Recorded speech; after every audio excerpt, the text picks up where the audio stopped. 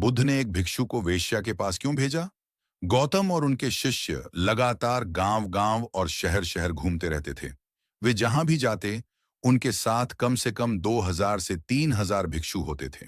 ये सभी लोग भिक्षा मांगकर अपना भोजन खाते थे।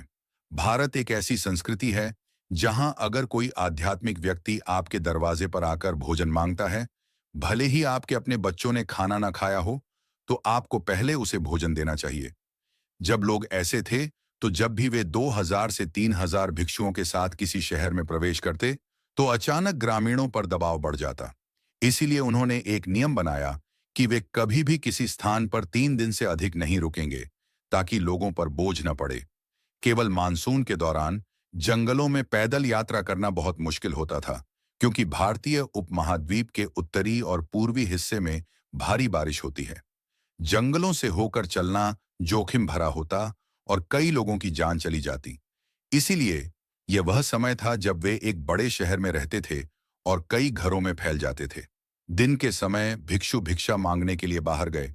आनंद तीर्थ की मुलाकात एक वेश्या से हुई। उसने उसे भिक्षा दी। उसे देखा, वह लंबा और सुंदर युवक था और कहा, मैंने सुना है कि भिक्षु आश्रय की तलाश में हैं। तुम मेरे घर में आकर क्यों नहीं रहते?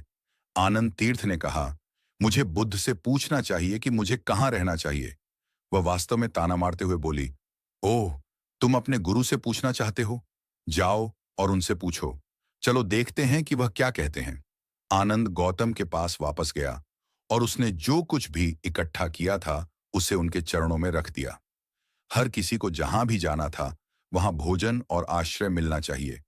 इसीलिए आनंद ने पूछा, यह महिला मुझे आमंत्रित कर रही है, क्या मैं वहां रह सकता हूं? गौतम ने कहा, अगर वह तुम्हें आमंत्रित कर रही है, तो तुम्हें वहां जाकर रहना चाहिए। यह सुनकर आसपास के शहरवासी भड़क गए। उन्होंने कहा, क्या एक भिक्षु एक वेश्या के घर में रहने जा रहा है? यही है, यह आध्यात्मिक प्रक्रिया भ्रष्ट हो गई है। गौतम ने उनकी ओर देखा और कहा, तुम इतने चिंतित क्यों हो? औरत उसे बुला रही है, उसे वहीं रहने दो। क्या दिक्कत है? लोग उठने लगे। उसने कहा, रुको, मैं इस रास्ते पर हूं क्योंकि मैं देखता हूं कि यह जीने का सबसे कीमती और शक्तिशाली तरीका है। अब तुम मुझे बता रहे हो कि उसके तरीके मेरे से ज्यादा शक्तिशाली हैं? अगर यह सच था, तो मुझे उसके साथ जाना चाहिए।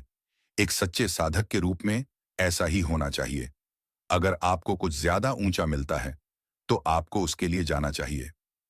लोग बहुत नाराज थे और जाहिर है, कई लोग चले गए। आनंद उसके पास गया और रहने लगा। बारिश की वजह से ठंड बढ़ गई। उसने सिर्फ एक पतला लबादा पहना हुआ था, इसलिए उसने उसे एक बढ़िया रेशमी चादर दी। उसने खुद को उससे ढक लिया। जब लोगों ने यह देखा, तो उन्होंने इसे इस बात का सबूत मान लिया कि वह भटक रहा है। उसने उसके लिए बढ़िया खाना बनाया। उसने खाया। शाम को उसने उसके लिए नृत्य किया। वह बहुत ध्यान से देखता रहा। जब लोगों ने संगीत सुना, तो उन्हें लगा कि वह गिर गया है। समय बीतता गया। जब बारिश रुकी और आगे बढ़ने का समय आया, तो आनंद एक महिला भिक्षु के साथ गौतम के पास आया। यह सत्य के मार्ग पर चलने की शक्ति है।